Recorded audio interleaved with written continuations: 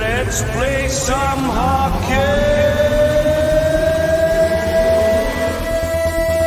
tonight. Energetic, passionate, and savvy.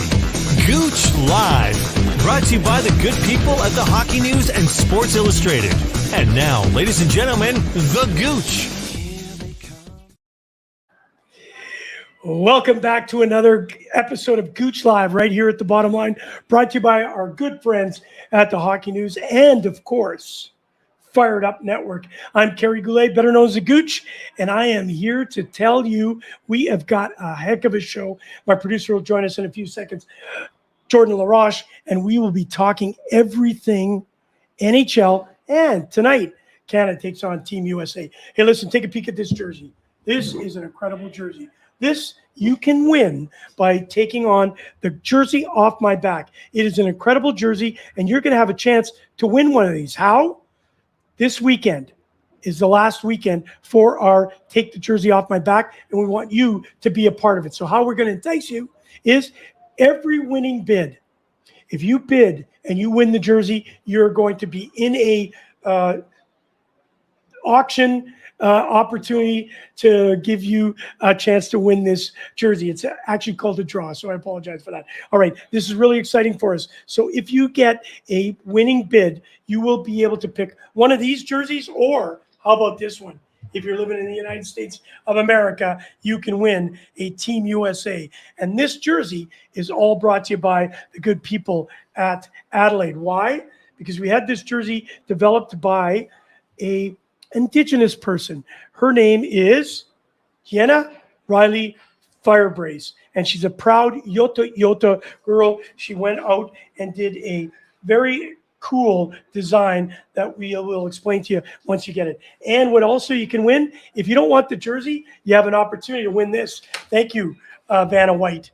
A Wayne Gretzky autographed upper deck valued at over $350. You can win that. Or my favorite, Denis Lemieux, signed by Denis Lemieux, of course, and that's with Jim Carr. So you have the opportunity to take one of those great prizes home. Listen, we've got a great show today. It's been action-packed all day. We've been watching, obviously, the women win against Sweden 11-0. It was an absolute, truly crushing of the Swedish girls. And now we have the opportunity tonight to see the Team Canada take up Team USA, and my good colleague here, Vanna White, for those who don't know it, she's absolutely incredible on Wheel of Fortune. All right, ladies and gentlemen, right beside me, the producer, Jordan LaRoche. Hey, Gooch. Hey, there's just way too many things for me to do here right at this moment, and I know you're controlling the panel. I'm sorry, one of our cameras just kind of disconnected on us. That's all right. Yeah, but we can keep going. Okay. Hey, listen, so Jordan's with us. We've got this new studio, of course. As you can see, we've been doing a great job getting it ready. We still are tweaking a little bit, are we not? A little bit. A couple issues here and there, but, you know, I think that happens just about anywhere in the world. So we just got to adapt, play through it. All right. Well, I thank you for watching us today. Don't forget, you can go on Facebook, you can go on YouTube, you can go on Twitch, and tomorrow, a very special TikTok. Wait till you see this one. It is absolutely hilarious. And I want to do a shout out to Clive Conley. Thank you for joining us from Melbourne, Australia. I hope everything's good. Listen, Clive, you may see me in a month. Yes, there is a plan, if we can get out of jail here, for me to come. And this kid beside me may be joining us as we plan for the Ice Hockey Classic Threes. What does that mean exactly? I mean, it's just a little kind of a spin on the original Ice Hockey Classic. You know, just with everything that's going on right now, all the restrictions they're changing every day. So, you know, we might not be able to get the full, you know, 21, 42 essentially roster for both Canada and the U.S. over to Australia at the same time. So, you know, a 3-on-3 tournament with a couple of ex-NHL guys, some local players as well. I think the quality of hockey will be just as good. Well, that's fantastic. And basically, what we're planning right now, Jordan and I've been working on it. We're just waiting for the new logo to come. It's going to be called the Ice Hockey Classic Threes, and it will be designed after the All-Star Game, where Team Canada and Team USA will play a 3-on-3 tournament. But what we've added is the fact when we're in Australia, Australia will take some of their great players and they'll be playing against it. It's going to be absolutely fantastic. We'll talk about that as we go along. Hopefully it's a little more entertaining than the NHL All-Star game. You know what? It will be, because one of the prerequisites for us to do that is we're going to get players that really want to get excited about the crowds. You've played in Australia or you've trained in Australia. You know the passion they have for just sport alone. They understand for sure what the Australian version of rugby sevens means to ice hockey threes. So that's going to be really exciting. And I'm excited to be there with you, Jordan, and bring this to obviously all of Australia. All right. Tonight at 11 o'clock, Team Canada goes up against Team USA. Team USA looks very, very skilled. Team Canada looks young and experienced. We saw Eric Stahl play an incredible game, winning those draws, getting control of the puck, and allowing these young kids to do what they do. Owen Power still just looks like McTavish, Johnson. These guys look poised not only to play in the NHL, but to go after a gold medal win. Yes, they beat the Germans 6-1, but this team looked like they were ready and were being led by Eric Stahl. Your thoughts? Yeah, I mean, it's going to have to be a full team effort in order to get the gold medal. And, you know, you throw in Ken Johnson as well, the 5th overall pick. He had 2 points in that game as well. So it's got to be the young guys getting it done. It's got to be the old guys getting it done. But, I mean, it's really kind of interesting to see just how this whole team's just kind of meshing together because, you know, you had guys like Eric Stahl, Daniel Winnick, David Desharnais, who played in the NHL a few years ago. And you got the other side with Ken Johnson, Owen Power, who have yet to play in the NHL. So it's a real cool kind of a really kind of cool situation over there. And I think this team's going to be really fun to watch with a lot of skill on the lineup. You know, as we build this program out, obviously we've got an incredible set here. We're also building a new set in Gouche Live Productions, which is going to be really cool once we get it all done. We're a couple of weeks away. I know that we've announced that the 3-camera shoot you can see with Jordan. He's able to give us a really cool perspective here. The camera can focus on the star. I was meaning you. But we're really going to bring you some actually entertaining as we go along. But what's really cool about today is the fact that we're able to bring you this live at the bottom line. You can look outdoors here. It's really, really quiet downtown. Bottom line is open. Please come and check it out. The Super Bowl is this Sunday, and we're really excited about doing it.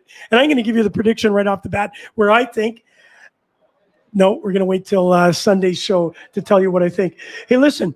This morning, the ladies played. We're going to talk about Team Canada really quickly. The ladies played. Brianne Jenner and Sarah Fillier scored hat tricks. I wonder how many times that happens in a game where two players score a hat trick. Jenner and, of course, Fillier did that this morning with a 11-0 victory over Sweden.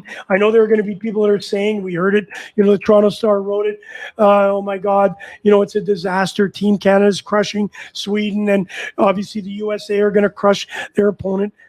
It was actually an entertaining game. In the first 3 minutes, Canada scored, and it wasn't until the end of the first period, that Team Canada scored 3 real quick goals.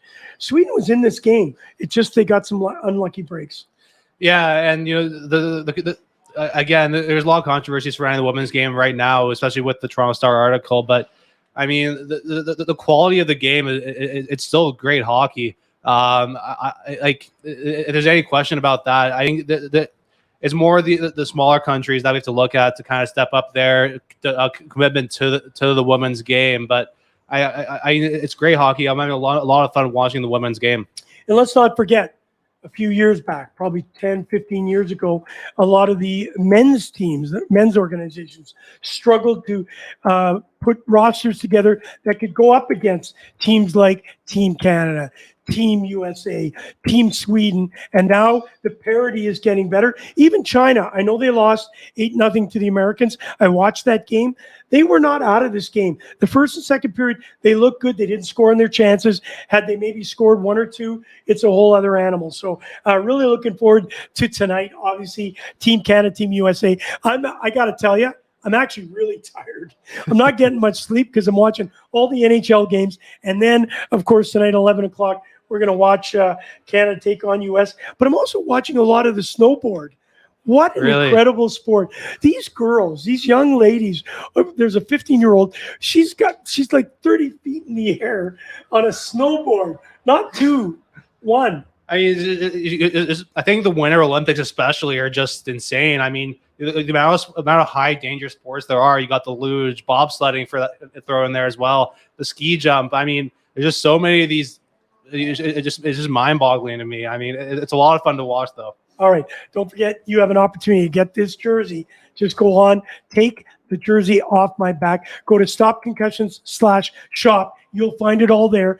On February 14th, which is Valentine's Day, it's this Monday, you have an opportunity not only to bid on some great jerseys to help us, help others. Jordan, you've been through it with concussions, with some mental health issues. We've all been there. We are there to help support athletes that are suffering from concussions and mental health with Connected Mental Health Platform. Please help us out. If you don't want one of the jerseys, hey, listen, just throw a $10 spot in the donation and your money will go and help us develop one of the best mental health platforms. And this May, we'll be launching it officially, finally, 2 years later, we'll be launching Connected Mental Health in Philadelphia with the Johnson & Johnson event. All right, there's lots to talk about in the NHL. Obviously, we're going to be talking about some of the coaching changes that have happened. But before we do all that, let's talk about last night, because I wasn't far off of the score. Yeah, what did you say again? 4-2. Yeah, I mean, for Calgary. Yeah, I mean, you and Marty both got both at Calgary. I stuck the least, but again, it was just a weird game. I feel like just Jack Campbell didn't have a great game. Throw that in there, but I mean, the Leafs lost that game. I mean, Calgary didn't outplay them. Toronto had plenty of scoring chances. Jacob Markstrom for Calgary had a hell of a game. So I think that this is really kind of indicative of the Leafs season. I mean, these hard physical games, they've really kind of cowered down. There were 7 Leafs with only 1 hit last night, and those are all the hit leaders for the Leafs. 7 guys with 1 hit. Calgary as a team had, I mean, over 20. So they lost the physical battle, and Calgary just walked all over them in that sense. Well, sometimes we look at statistics; they can be overplayed and overskewed. But I'll tell you what, last night it was actually Marty Roberts that mentioned it on our pregame show, where he said if Calgary out-hits the Toronto Maple Leafs, it could be a game where Calgary walks away with it, and we saw that last night. You said it was 20 hits for Calgary, only 7 hits thrown by the Toronto Maple Leafs. And then you look at the shot totals. 48 shots for the Toronto Maple Leafs. They scored 2. Markstrom stole the game, obviously, with 46 saves. And Calgary only had 26 shots. So it shows you the indicativeness of how important out-hitting a team can be. And certainly we saw that last night. I don't want to say that the Maple Leafs looked timid, but they just didn't look ready for the game. Yeah, and a lot of they didn't really have a ton of great scoring chances. Yeah, they had almost 50 shots, but I mean, a lot of them were from the outside. They let Markstrom make the easy save on a lot of them. They weren't really getting the second and third chances. But granted, I mean, anytime you put up 50 shots in a night, you should be scoring 3, 4, 5 goals. So you got to give Markstrom a little pat on the back for last night's game. And we also talked about it, if you recall, that it's going to be a goaltending battle, Campbell versus Markstrom, and Markstrom won it again. Talk to us about that. Yeah, I mean, just continuing an incredible season for the guy. I mean, like, just last night, he looked so calm. He didn't really give up many juicy rebounds. He controlled everything. Pucks went in the corners, but I mean, just on the other side, Jack Campbell. I think there's probably only 1 goal last night that he should. Granted, that the Leafs probably could have helped him out on. A lot of them were you get beat off the initial shot.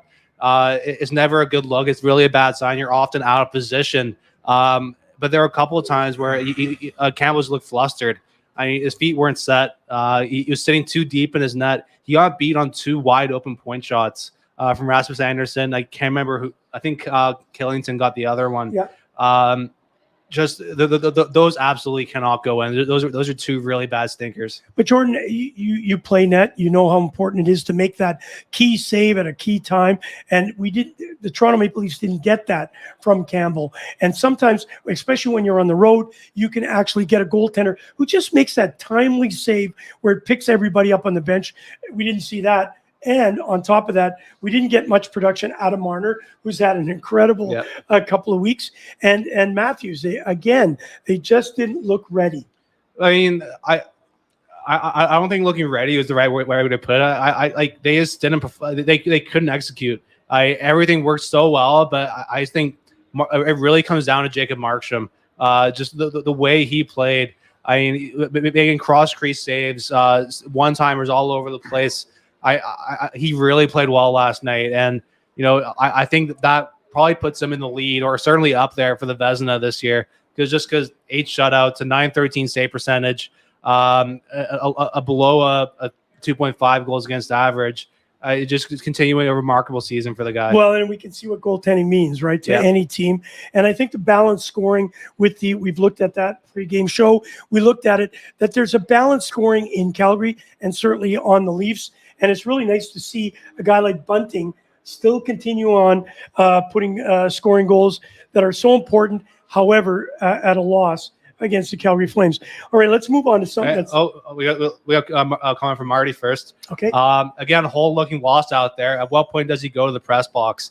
I mean, the D-core really needs help. I don't even know what they do there, because, again, Campbell didn't play well, but there's only really one goal where the D probably could have helped him. It was that kind of set play Calgary had on the offensive draw with two pinching D-men. Just no one picked him up. No one picked out the pass across the ice. So for Hall, certainly, I think next few weeks he's already been talked about in some trade talks. So definitely keep an eye out on that for the next little bit. So talk to me about that. Of course, when a goaltender, you're expecting, everybody was looking at, this being a goaltender battle. Obviously, Markstrom got first star with 46 saves. But when we look at the overall stats, the Leafs just didn't seem to do, the first period didn't look good. They didn't look like they're, and when I say ready, I think we've heard that from some coaches saying you got to be ready when the puck drops, and it didn't seem to be that for the Toronto Maple Leafs. Then you get a goaltender, obviously that stands on his head. You start squeezing the sticks a little bit more. As a goal scorer, you need to drive the net more, and we didn't see that from the Leafs last night. Yeah, like I said earlier, a lot of their shots were from the outside. They weren't really great scoring opportunities. Like you can score, you take 70 shots on net, but if you're shooting from the blue line, top of the circle, like you're not moving the puck around, you're just not going to score, especially on a goalie like Markstrom. And Jordan, again, I talk about stats being skewed. When you look at all these statistics, Campbell is 21-7 and 3. Those are pretty good numbers. Yeah. But it's the last couple of weeks, and Marty and I and you talked about that a little bit more, where Markstrom's only 19, 10 and 3, and so you're thinking about it should have been in the favor of the Toronto Maple Leafs, and we didn't see that last night. All right, ending off on the Toronto Maple Leafs. Obviously, they're going into Vancouver on Saturday night. You and I and Marty will be back at it, predicting how we went. I won the prediction, of course. I did say, and we got hate mail.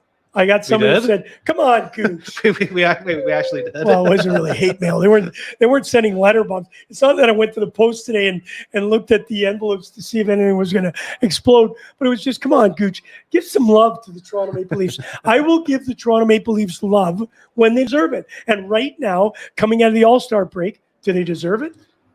No.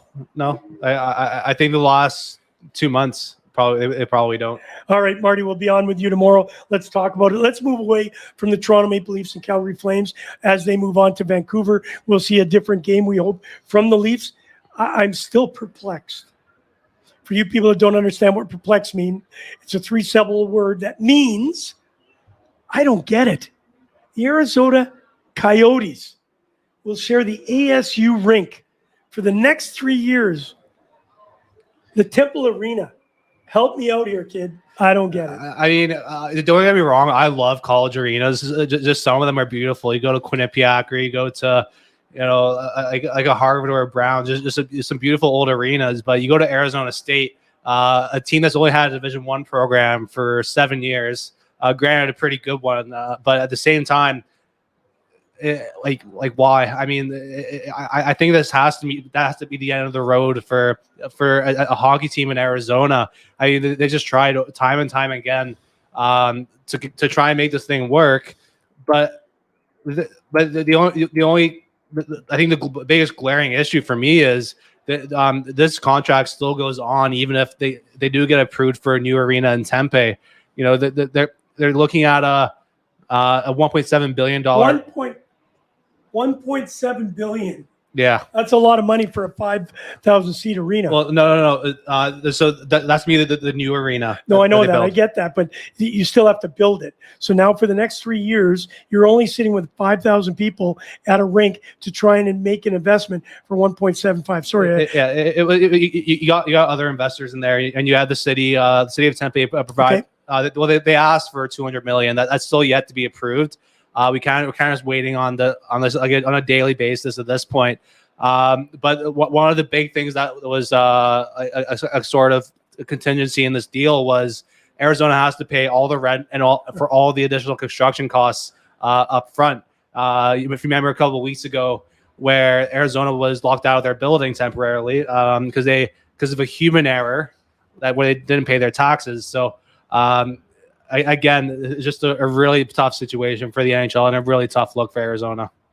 Gary Bettman, I don't get it. Please kind of enlighten us on why you've chosen this deal, because it just doesn't look like it's one that's going to be a positive for the NHL. Keeping a team in Arizona, I get it, growing the game and that sort of stuff. But you have Quebec City who can go off and put together a very formidable NHL team. Listen, let's move on to Dave Tippett.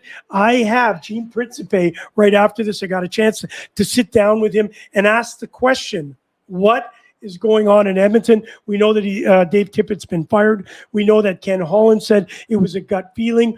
He thought that he lost the room. He needed to make a change. I still don't get losing a room with arguably the two best players in the NHL that are still one in the top 5 scoring. I think it's the fact that Ken Holland gave him a team that only has 2 really good goal scorers at the top. Once you get those 60 points, it falls off to Nugent Hopkins at 30. Then we have the question with goaltending. They get beat by a formidable goaltender, Marc-Andre Fleury, who we all think that may end up in Edmonton. But again, you mentioned, cap space situations. I don't think Ken Holland had a chance. I think you mentioned to me the other day, why didn't he do it during the All-Star break? And I think it's because of the fact, and you'll hear it from Gene Principe, they were really hoping that this team would come out of the chute in the first 2 games at home, that they could show that they're ready to play and they're ready to play for Tippett. That obviously wasn't the case. Yeah, and it's a bit of a tough situation just in Edmonton right now because this team they've said it, they're going all in this year. This is their probably their best chance to win, and it's just not doing well. They're bringing in Jay. I lost it in my notes there. Jay Woodcroft is the interim head coach, coach with Bakersfield Condors, their AHL affiliate, and so he's gonna be familiar with a lot of the guys. He's probably worked with a lot of them before. But I mean, this team's had a really tough fall from grace. Started with a 16-5 record, going on a 7-13-3 stretch throughout December. They have to make. They're going to be making some moves at the trade deadline. Goaltender probably has to be one of them. Maybe trade a top 6 guy for a little more depth. Just someone who can give some more secondary offense to this team, because that is where they're struggling right now. They really are relying on 2 or 3 guys to get all their points. When it just doesn't work, we've seen it time and time again. Edmonton has not been able to do that with any of their teams recently. I mean, you go back to the Taylor Hall years with Neil Yakupov and Ryan Nugent-Hopkins when he was just first starting out. They've really tried to put it on those few guys to make this work, and it didn't. What's really not understandable for me is that they started out 16-5. Like, this team was on fire, and a lot of people thought that they were going to be able to take on all the comers that were coming. Obviously, after the disappointment from losing in the playoffs, we did see a change of pattern here, that they got off to a really good start, and now at 7-13-3, we're firing a coach a winning coach. Yep. Normally you get rid of a coach that hasn't done very well. And of course, we've seen that. The team is a must-win mode, especially after getting Evander Kane. You mentioned that, both Connor McDavid and Leon Draisaitl said, it is our time, and our time is now, and that certainly will have to go under Woodcroft tutelage right now. Okay, let's move on to the Montreal Canadiens really quickly. You'll hear from from Gene Principe all about the Edmonton situation tomorrow, talking with Taylor. After that, I had a chance to sit down with Francois Landerville, the Flying Frenchman, and we'll talk about this very important moment. They fired Dominic Ducharme, we know that. Yep. They've replaced him with Martin St. Louis as the interim coach. I had a great opportunity to talk to Francois about it. He's on the inside. He's in Montreal listening to everybody. I want to get your take on it. What are your thoughts on Martin St. Louis as a coach that's never coached in the NHL, but certainly has the pedigree to teach these kids, and especially the younger players, how to play? Yeah, it's a bit of a strange coaching tree for Martin St. Louis. I mean, his last coaching job was with his son's Pee Wee hockey team. He consulted at a prep school in Montreal as well. So, but I throw all that out of the window. I do think this is a great move for the Canadiens. You're bringing in a guy who loves the game. He's he's pretty well informed with advanced statistics and different things about the game. But it's a perfect situation for him. I mean, starting out in college. Well, actually, as press conference yesterday, Ken Hughes brought the story about when he first scouted Martin St. Louis. Saying he's this like 5'9" guy plays in the University of Vermont. He's never going to make it. And I think this Montreal team is in a very similar situation to that right now. Everyone's counted them out. They're regardless not going to make the playoffs. But I think he can kind of rally this team together and just have fun playing hockey again. A lot of guys will try to implement too many systems, and Martin St. Louis said yesterday, I don't want these systems. I want the good players to make their own reads, to be able to play their own game.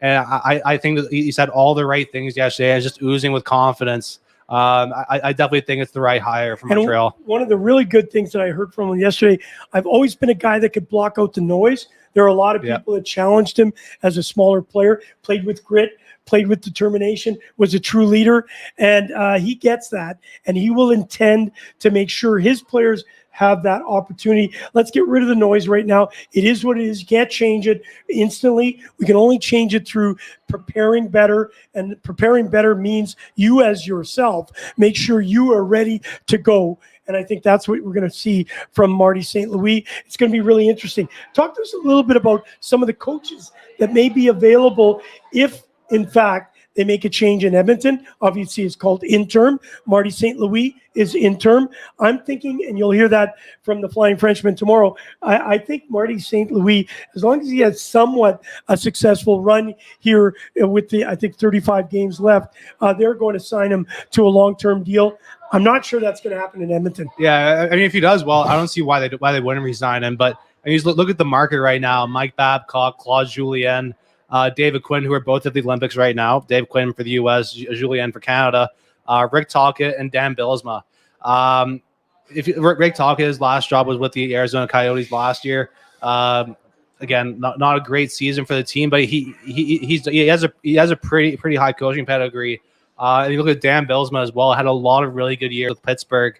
And I think it has to be one of the leading candidates for the Montreal Canadiens as well. So, but I feel like if Marty St. Louis, even if they do go with one of these guys, he will stay in the organization in some kind of role.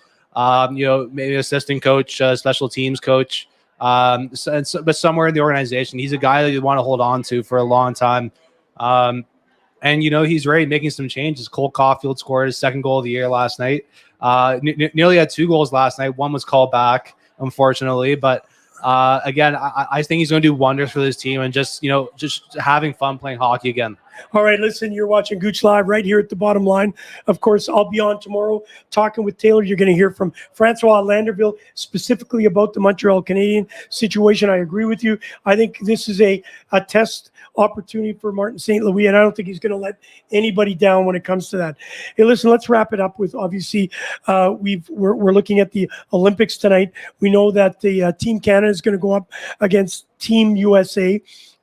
I believe, that this is the gold medal game. This is going to set that tempo for the team that's going to come through their divisions and find out who is ready to go after the gold medal win.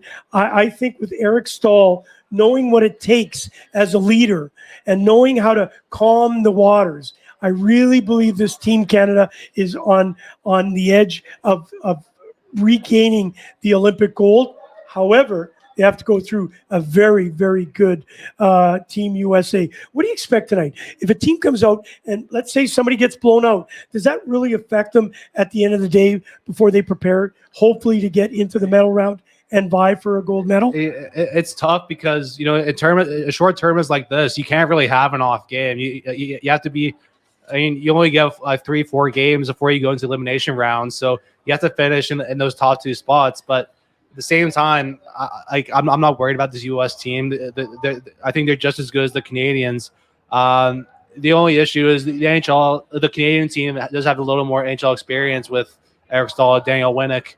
But at the same time, anything can happen in the game of hockey, and with the U.S. as well, they're going to play a really hard-nosed game. I think they're going to match Canada in terms of physicality and skill. So I am really excited for that tonight. Well, it starts 11 o'clock tonight, Eastern Standard Time.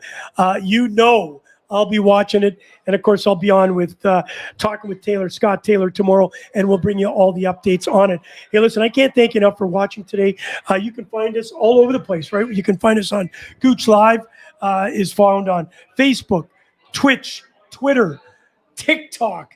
You got to check out my new TikTok. It's going to be hilarious and a lot of fun. And, of course, we're here at the bottom line. As I mentioned, I had an opportunity to sit down with Gene Principe, 2 guys with really great hair. Mine, of course, a little grayer. His is absolutely spectacular. You got to check it out. What a great interview. And he will bring you up to date with the thoughts on what is going on in Edmonton and what the Oilers need to do to turn this around and make a playoff run. I'll tell you what, he predicts that Winnipeg Jets will make the playoffs too. I love Gino. I just don't see that happening. Ladies and gentlemen, here he is, Gene Principe from Edmonton Network. And the next guest I got is fired up. I promise you, a one-on-one with Gene Principe. They talked about being savvy and emotional and all that. And on top of that, great hair. Ladies and gentlemen, all the way from Edmonton, Alberta, Gene Principe. Look at this. Gouche, how are you? Just in case anyone's just suddenly tuned in, it's not 1987, but I do have 1987 hair. So great to be on board. Always a pleasure to have you. Hey, listen, I stayed up all night getting ready for this interview. Not really. I was up all night. This morning I was on at 6:30 in the morning with Mike Burrell. His office is right beside Wuxong Arena. He actually runs the Wuxong minor hockey program. He's a Canadian out of Kelowna, and he's become a very good friend. So we did out of I think it's called the Washi Yangqing Beer Hut number 9. He was at the restaurant looking over it as Team Canada walked in to the arena to play Team Germany. And, of course, we know what happened there. It was a great showing, Team Canada. Hey, listen. So many great things going on. You know that I've got this jersey off my back auction going on right now. You look in the back there. Oh, the other way. Sorry. We've got Grant Fuhrer. I got a Taylor Hall jersey donated to us. I got a Wayne Gretzky. I got a Leon Draisaitl and a Connor McDavid. But I'll tell you what, Gino, the numbers for McDavid and Draisaitl are starting to drop a little bit because there's something going on in Edmonton. Yeah. They don't have barbers, and they certainly are drinking the wrong Kool-Aid. Talk to us, buddy. What's going on? Well, I'm on the barber theme. I'll cut them some slack because they had such a great start, and I think Leon and Connor were. I mean, they were absolutely. It seemed like every game, Gooch. It was so. This hasn't happened since Lemieux and Yager in '95, and this hasn't happened since Gretzky and Curry in '87, and it seemed like every game there was some kind of a reference point to the past when, a lot of the games were 7-4, 7-5, 8-6. And then 2022/2021 happened, and it got back to sort of the way hockey is played now. And they're still putting up points, and they're still within the top 5 point getters, but not putting up the kind of points that we saw early in the season. And so it's kind of strange because, if you just sort of looked at the point totals for them and you went, they're having a really good season. But for some reason, it doesn't feel like that as much as it should, just because the way they shot out of the cannon. And listen, it wasn't just them, it was the entire team. 9-1 in the first 10, 16-5 and 21. I mean, nothing could go wrong for Edmonton in the first quarter of the season, and then in the last quarter, it seems like nothing can go right. Well, you're there. I love listening to you between the periods, talking to God. Who are your two panel? I know. Yeah, Craig Kevin McTavish. Yeah, we've had Craig McTavish and Bob Stauffer. Bob is on the Oilers radio network and has been around the Oilers for a long time. And then Craig McTavish. That's it, Craig McTavish. Yeah, four-time Cup winner, coach, GM player with the Oilers, and player with other teams, St. Louis, Philadelphia, won a cup with the New York Rangers.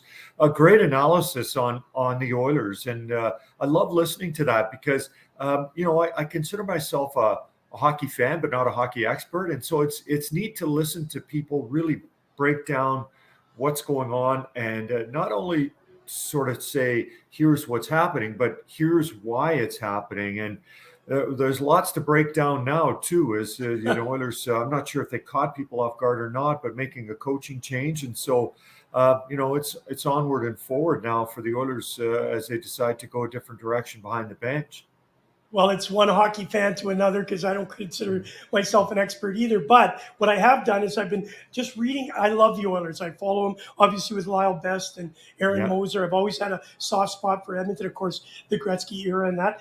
But there's just some things that are really complex. When you look at this team, you talked about Draisaitl and McDavid, and we all know teams are going to have superstars. Matthews, Marner. But it just seems in other teams right now of this ilk, and I consider Edmonton Oilers a very, very good hockey team. It seems like they've lost their direction right at this moment. There are a couple of missing parts. But when you go from McDavid to Nugent Hopkins, there's a 30-point drop-off from first and second to third. That's just maybe too big of a gap. And then from there, it just drops again. And when I look at the stats, when you look at your goaltending situation at Edmonton, it really has been one of those areas, and which was really ironic last night as they got beat 4-1, which obviously was the last straw for Dave Tippett.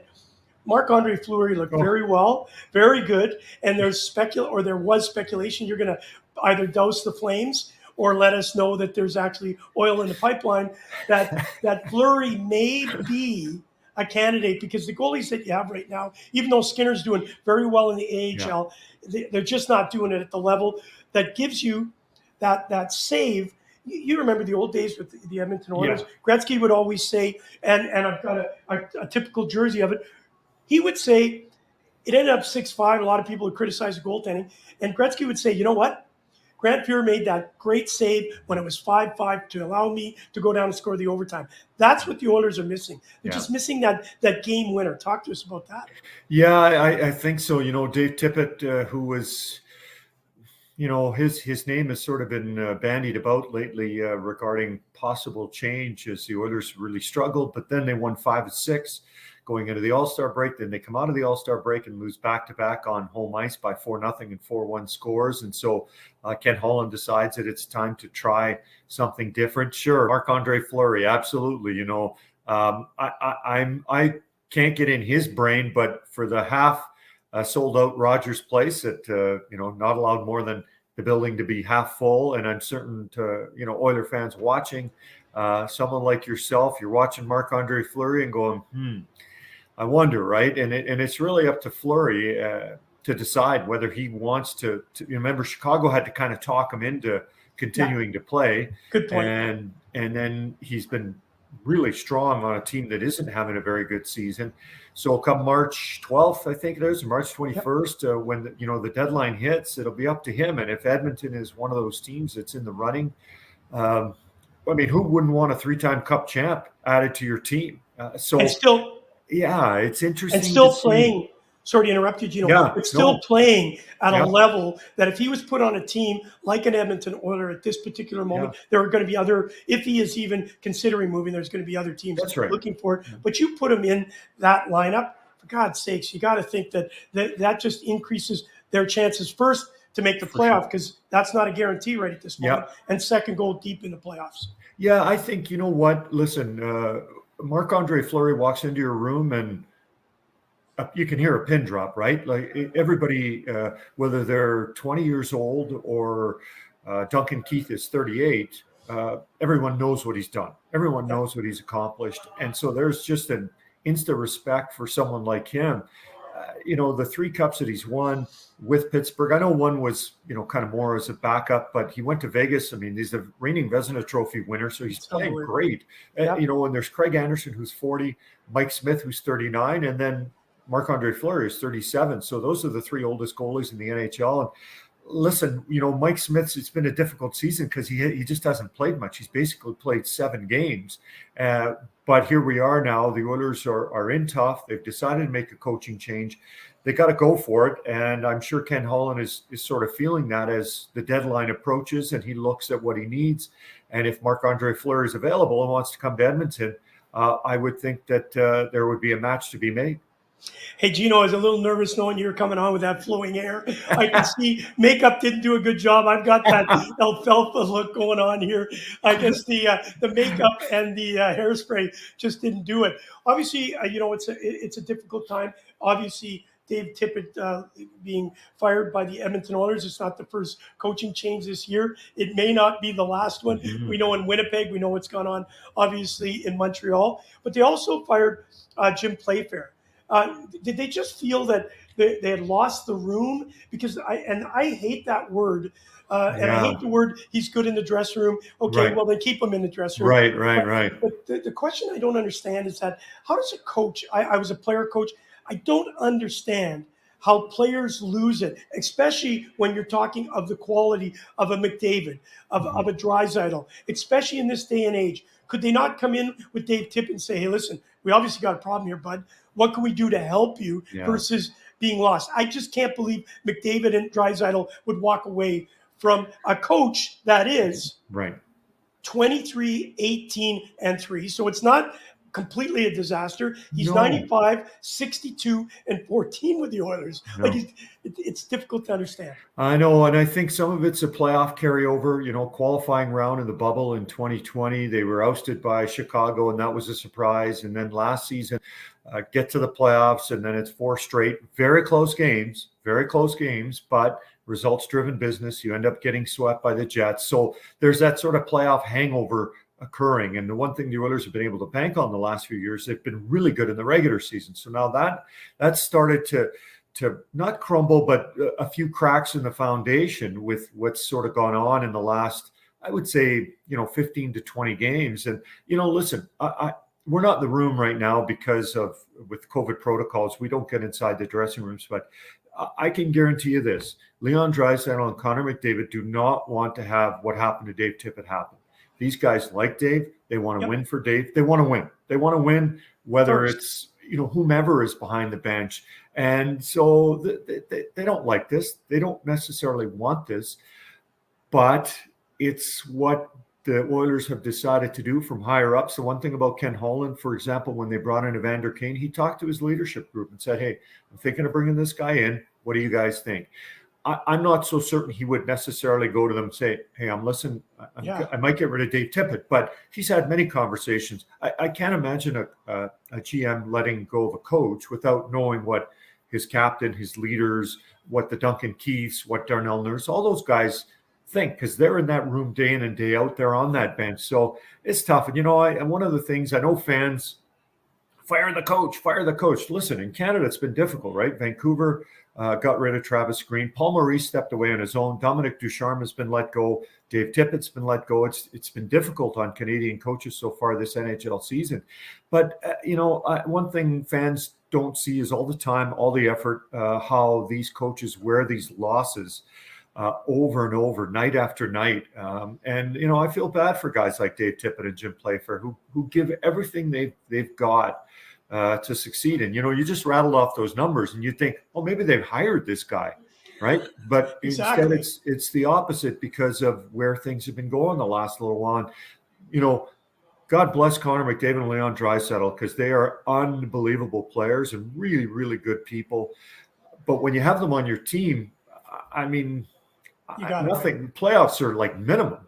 That's a minimum, right? So now they feel like they want to go in a different direction. They've hired Jay Woodcroft, who's a Toronto area guy and has previously won a cup video coach with the Detroit Red Wings in the Mike Babcock days, has done a great job on the farm with Bakersfield, the Oilers' top affiliate. And, early 40s, maybe theoretically relates to those younger players. I don't know if better, but in theory you do just because you're younger. So, we'll see. He's earned a shot at some point, and now that point has arrived.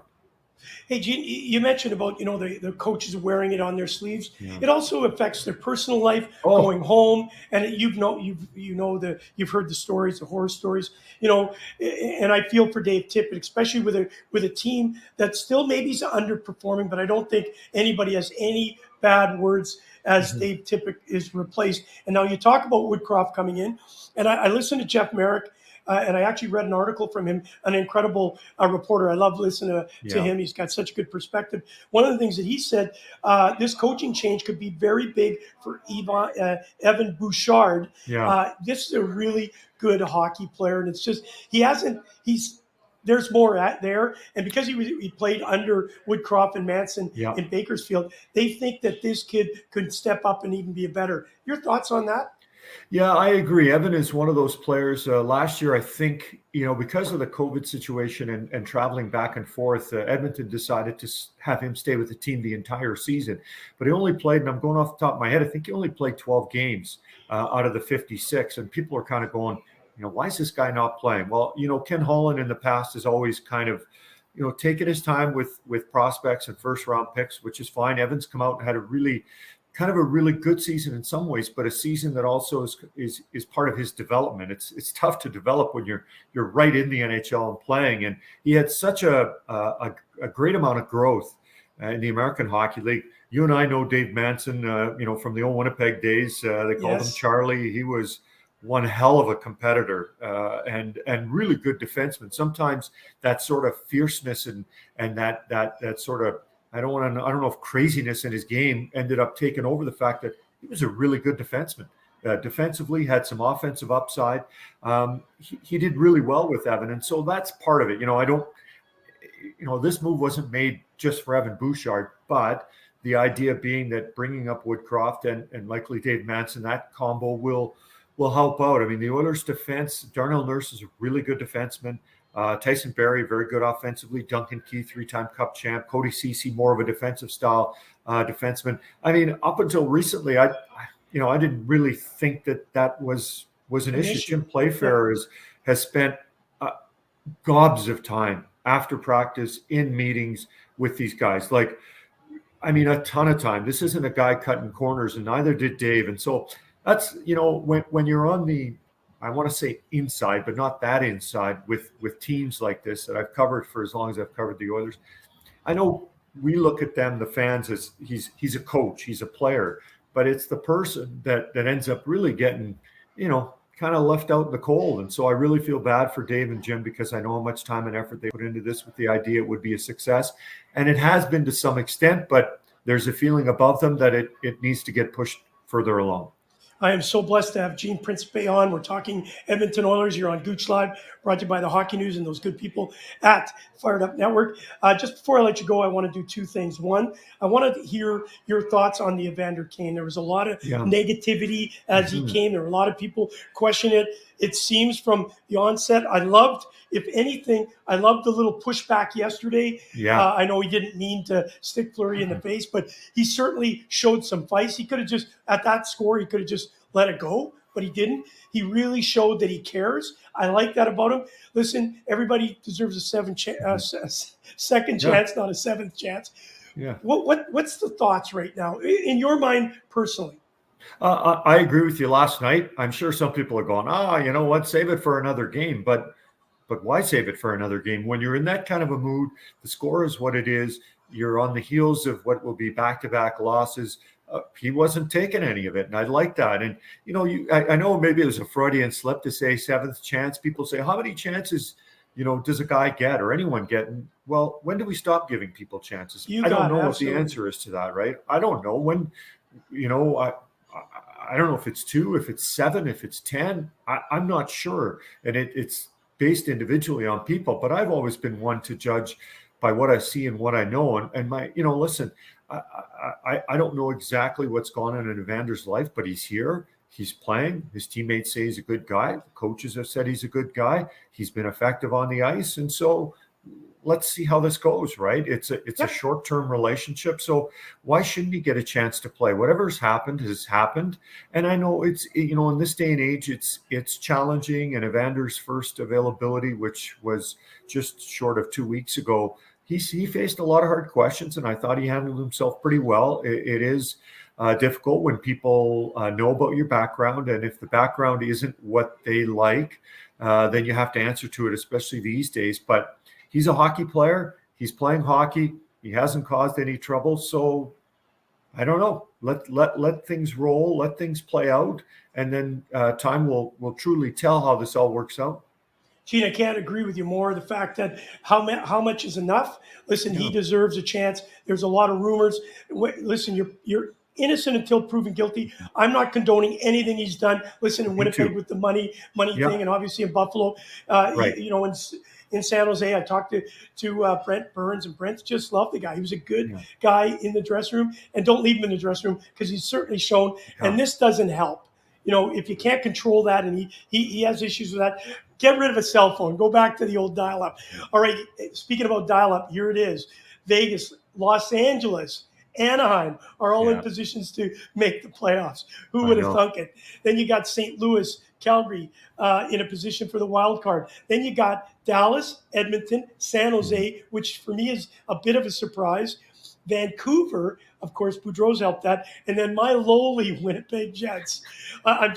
We won't even go there because it's maddening to think of how bad that train has fallen off the track.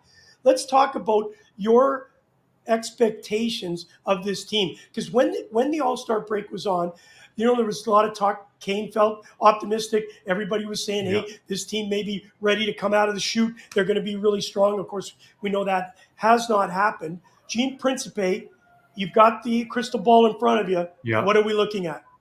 Well, I'm looking at the Oilers making the playoffs. And you know what, Gouche? I think Winnipeg will make the playoffs too. I really like Dave Lowry. He's one of those hardened guys that has kind of done it all, junior, NHL, up in the lineup, down in the lineup, been through some real long playoff runs. And I think there's a transition when you lose a guy like Paul Maurice, who's been around so long and has his certain ways, but giving Dave the opportunity to jump in. And I think we saw it the other night when Winnipeg played Minnesota and fought Minnesota. And it was really one of those spirited games. I think one of those games that can kind of not necessarily turn your season around, but really start pointing you in the right direction. And with Edmonton, I think with the coaching change, and everyone's sort of settling in now, there's no more looking at the bench going, is he coming? Is he staying? Is he leaving? What's going to happen? They've got their new coach. And so it's sort of upon the players. And listen, McDavid and Draisaitl, it hasn't been the kind of points we're used to, but honestly, I'm ready for Mount McDavid and Draisaitl to erupt here in the not too distant future. I think they're going to start putting up some big points.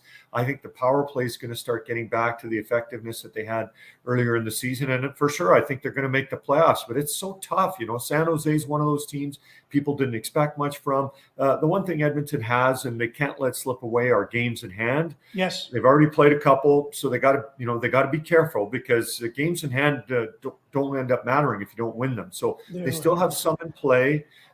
So I wouldn't panic. And I think they're going to turn things around here real quick and get going in the right direction. And we'll see. Vancouver might not make it, but I think Calgary is going to be in. I think Edmonton's going to be in. I think Winnipeg's going to be in. Toronto is in. Obviously challenging for Montreal as they look for a new coach to turn things around. And I love the way Ottawa plays. So go Canada, go, not only in the NHL, but at the Olympics. Well, Gino, I love it, but and I love your optimism. Winnipeg Jets are 10 points behind the Calgary Flames with the same amount of games. They got a lot of leapfrogging to do, I'll tell you. They got to go on a 10-game winning streak. As I let you go, Gene, I can't thank you enough for always being there for us, giving us the perspective that we need. And I look forward to having you back on in a couple of weeks. We'll see where this all plays itself out. Then we can maybe talking about what moves are realistic for the Edmonton Oilers. And finally, take the jersey off my back. I got a new one. I'm going to grow my hair as long as you, and then you and I are going to cut it together and There we go. raise money to give to charity. You're I fantastic. love it, buddy. I love it. We'll share it. Gene Principe, Thanks, pal. free chicken wings at the bottom line when you get here. See you, bud. Take care. Gene Principe, always a pleasure. He's got flowing, long, beautiful hair. It's gray. He's coloring it. I'm sure of it. I'm not. This is natural. Hey, listen, I can't thank you enough for being with us for a couple of days. What a lucky break. I called Gino and said, hey, listen, can you come on and just give me some thoughts on the Edmonton Oilers? And boom, he's a magician. The coach gets fired and he's right there for us. So I'm really excited to have him on with us, and I'll get him on again to talk everything Edmonton Oilers and everything NHL. All right. Thank you for joining us here. Gouche Live at the bottom line, where we bring you the NHL and, of course, following up the trade deadline coming soon. All right, on behalf of the Hockey News, Fired Up Network, and the bottom line, it's Gouche Live signing out. You've been listening to Gouche Live with your host, Kerry Goulet, better known as The Gouche, brought to you by the Hockey